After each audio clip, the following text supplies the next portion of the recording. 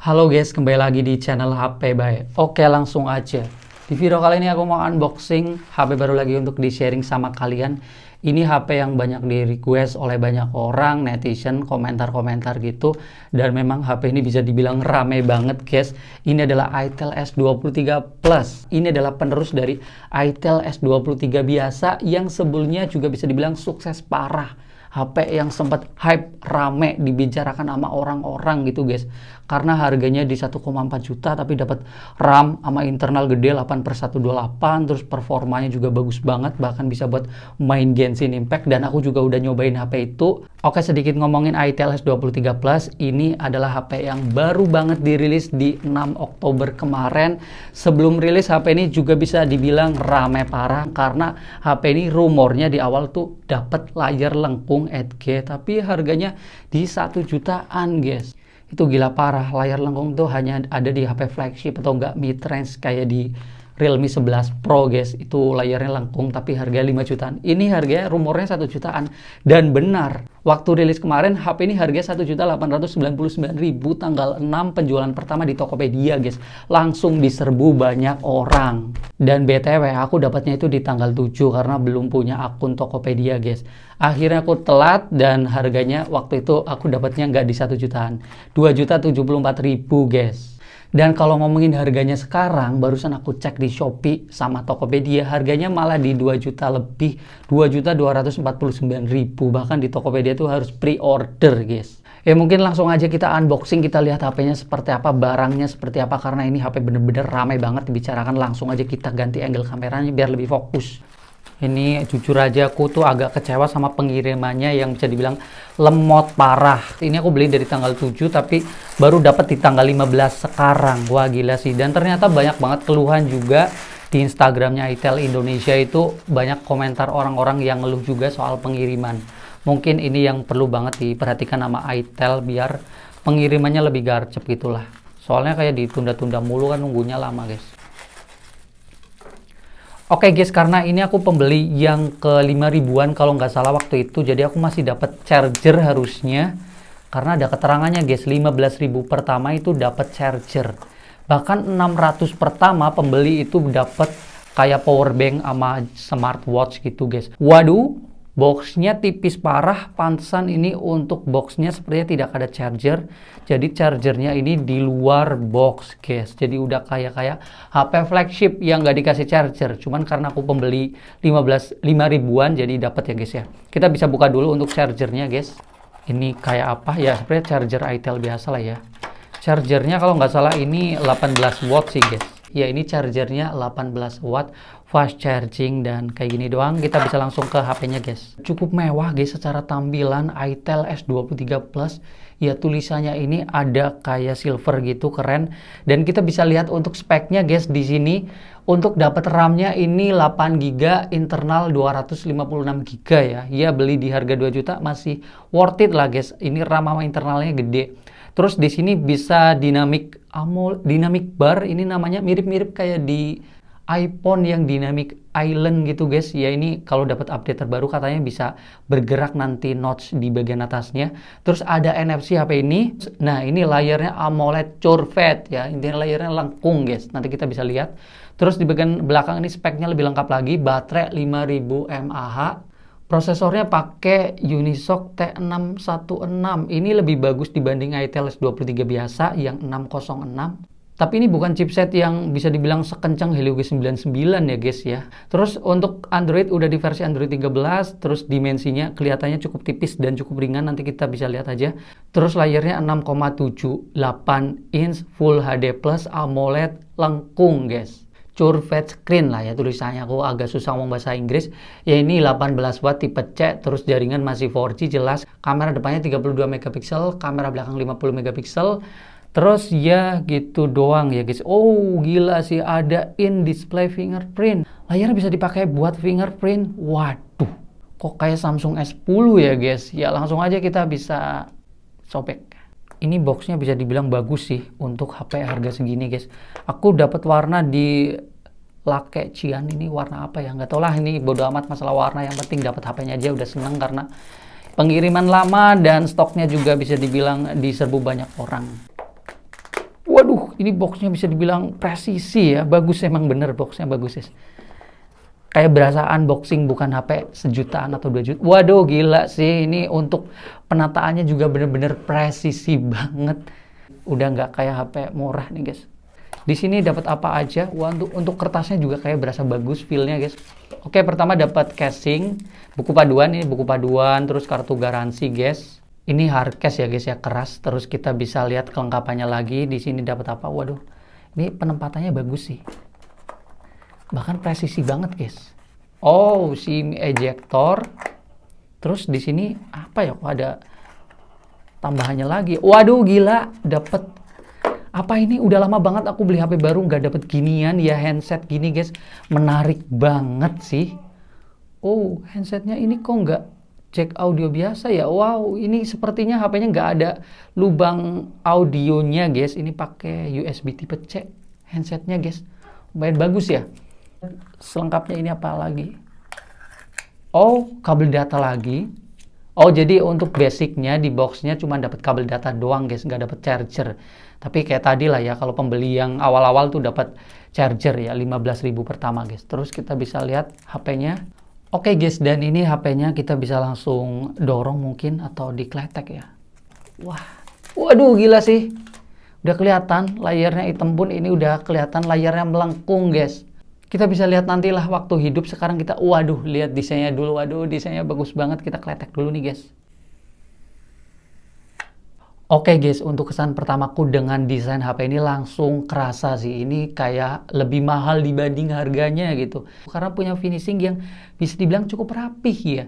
Dan ini warnanya bergradasi, guys. Yang warna dasarnya ini sepertinya biru. Tapi kayak bisa berubah-ubah jadi agak ke orange gitu, sama mantulin cahaya-cahaya gini guys kalau kena pantulan cahaya gitu. Wah, bisa berubah-ubah, keren sih guys. Ya, dan ini langsung salvok untuk modul kameranya yang plek-ciplek mirip kayak iPhone yang Pro-Proan guys. Boba susunannya ada 3 gitu, dan di sini bobanya malah gede banget. Ini bukan boba, malah kayak cilok. Ya, di bagian tepi kanan di sini ada tombol volume. Tombolnya bisa dibilang cukup slim tipis gitu, guys. Terus ada tombol power. Terus di bagian bawah ada speaker, ada tempat buat charger, USB tipe C, terus mikrofon, terus ada slot SIM. Kita bisa colok langsung dan lihat seperti apa. Apakah sudah triple slot? Waduh, ini slot SIM-nya kecil dan ini slot SIM 1, SIM 2, tapi tidak ada tempat buat naruh memori tambahan ya, guys. Jadi ini udah kayak bener-bener HP mahal flagship, nggak ada slot buat memory card guys. Terus di bagian samping kiri di sini polosan kosong. Terus di bagian atas juga di sini kosong, cuman ada tulisan design by itel. Wah, ada tulisan gini juga berasa lebih mewah aja guys untuk desainnya. Terus kalau ngomongin build quality, ini bisa dibilang cukup solid sih guys, pegangannya bisa dibilang kayak kokoh gitu, nggak berasa ringkih atau kopong-kopong. Dan di sini juga pegangannya gila sih, nyaman banget karena HP-nya enteng, tipis, dipegang tuh kayak berasa compact guys. Meskipun ukuran layar 6,7 inci, tapi gara-gara si ngelengkung depan belakangnya jadi feel gripnya enak banget. Kita bisa lihat tampilan layar lengkungnya. Kita nyalain dulu guys HP-nya. BTW di sini untuk tampilan depan sudah dikasih anti gores bawaan ya guys ya, dari plastik. Ya, aku setting dulu guys. Oke guys, dan ini adalah tampilan awal dari itel S23 Plus. Waduh, gila sih. Ini untuk desain tadi di belakang aja aku udah bisa dibilang cukup seneng ya. Tapi jualan pertama HP ini memang desain dan terutama untuk tampilan depannya yang bener nih guys. Layarnya ngelengkungnya ini, waduh, kerasa banget sih guys. Waktu layar hidup berasa lebih mewah lagi karena ini juga layarnya udah AMOLED. Terus aku sedikit kasih tahu guys, di sini untuk fingerprintnya yang sudah bisa di layar. Dan performanya bisa dibilang cukup kenceng, cuman aku memang agak adaptasi karena peletakannya ini lokasinya yang belum tahu guys. Cuman kalau posisi mati ini ngasih tahu ya guys. Tuh, di sini. Ya, performanya kenceng dan fingerprint di bagian depan jelas lebih enak dibanding di bagian samping. Karena posisi HP kayak lagi mati aja kita bisa gini guys. Nggak perlu gini kan susah. Nah, ini layarnya yang ngelengkung tadi, ini kerasa sih guys. Ngelengkungnya cukup tajam sih guys. Tuh, lengkungannya bisa dibilang dalam sih guys. Ini ngelengkungnya. Jadi memang kerasa mewah sih guys, apalagi untuk bezel kanan kirinya tipis banget karena melengkung kan. Terus bezel bawahnya juga, wah gila sih. Tipis banget bezel bawahnya. Ini jarang banget biasanya HP harga sini tuh bezel bawahnya tuh kayak rata-ratanya masih tebel ya guys. Di sini malah simetris. Layarnya juga AMOLED guys. Untuk feel yang aku lihat di sini, waduh warnanya bener-bener mirip kayak HP Samsung sih. Karena aku user Samsung S10 dulunya. Jadi ini kayak jadi cukup nostalgia guys. Ini ukurannya gede juga 6,8 inci guys. Terus untuk refresh rate layarnya aku kurang tahu, di sini aku mau lihat dulu. Cuman untuk refresh rate layarnya di sini aku nggak menemukan guys settingannya. Di sini cuman ada keterangan sentuhan ultra ataukah ini ya, cuman nggak ada keterangannya ya berapa refresh rate-nya. Dan di boxnya tadi kalau aku baca-baca kayaknya nggak ada. Nanti aku cek lagi guys, nanti aku kasih keterangan di video ini. Intinya ini layar AMOLED ya guys ya, yang warnanya memang bagus. Dan ini kalau dipakein mode gelap aku cobain, harusnya waduh hitamnya pekat banget sih guys. Dan di sini udah punya brightness ya, ini otomatis ya guys ya, nggak kayak Itel S23 yang biasa tuh brightnessnya manual. Terus di sini ada NFC juga, tadi nih NFC-nya nyala malah barusan. Kalau untuk user interface sih yang aku lihat ini mirip-mirip aja guys sama HP Transsion Holding yang lainnya. Kayak Infinix gitu yang mirip-mirip aja kayak gini guys. Dan ini juga masih banyak aplikasi bawaannya yang bisa dibilang cukup rame. Di sini aplikasi yang udah otomatis diinstal kayak Facebook, Instagram, aplikasi sosmed juga cukup ada guys. Dan ini Spotify, terus WPS offline. Ya gitu-gitu guys. Terus kita bisa lihat untuk tentang ponselnya. Tadi versi Androidnya di keterangannya sudah di Android 13. Tapi ini dan memang bener ya guys ya. Udah di Android 13 tanpa kita update dulu. Terus di sini keterangan speknya cukup lengkap dan di sini RAM-nya juga masih bisa ditambahin guys, maksimal bisa 8 GB. Terus di sini internalnya gede banget nih 256 GB. Terus ya gitu doang, kita bisa langsung lihat ke kameranya aja guys ya. Untuk kameranya di sini 50 megapiksel kamera utamanya dan kamera tambahannya cuman kamera AI gitu. Terus di sini ada ala-ala zoom 2 kali, ini masih zoom digital jelas karena nggak ada lensa telefoto.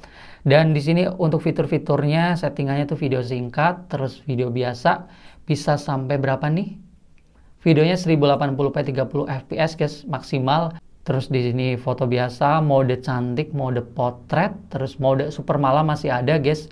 Terus di sini lainnya ada Ultra HD. Oh ya, di sini juga ada mode Pro ya guys ya. Kalau kalian yang seneng sama setting-settingan kamera gitu. Di sini aku cobain yang Ultra HD ini 50 megapikselnya guys.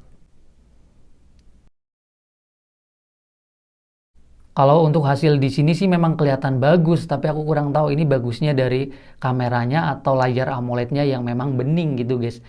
Ya terus kamera depannya di sini yang 32 megapiksel, secara resolusi ini bisa dibilang cukup tinggi ya guys. Cuman di sini karena aku membelakangi cahaya lighting jadi mungkin agak kurang bagus kalau buat ngetes, tapi tetap dites aja kayak apa nih.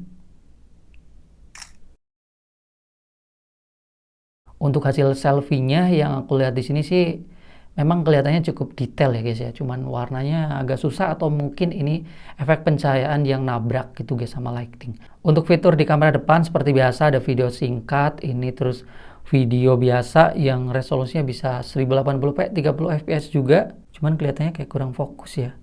Tapi ya udahlah, ini untuk ngeliat-ngeliat secara simpel aja guys. Mode super malam juga bisa dipakai di kamera depan. Apakah di sini ada LED flash di kamera depan? Sepertinya tidak guys. Nggak kayak HP Transsion Holding yang lainnya, karena di sini bezel atasnya juga udah tipis banget ya, gimana mau naruh flash. Oke guys, mungkin segitu aja dulu untuk unboxing dari Itel S23 Plus.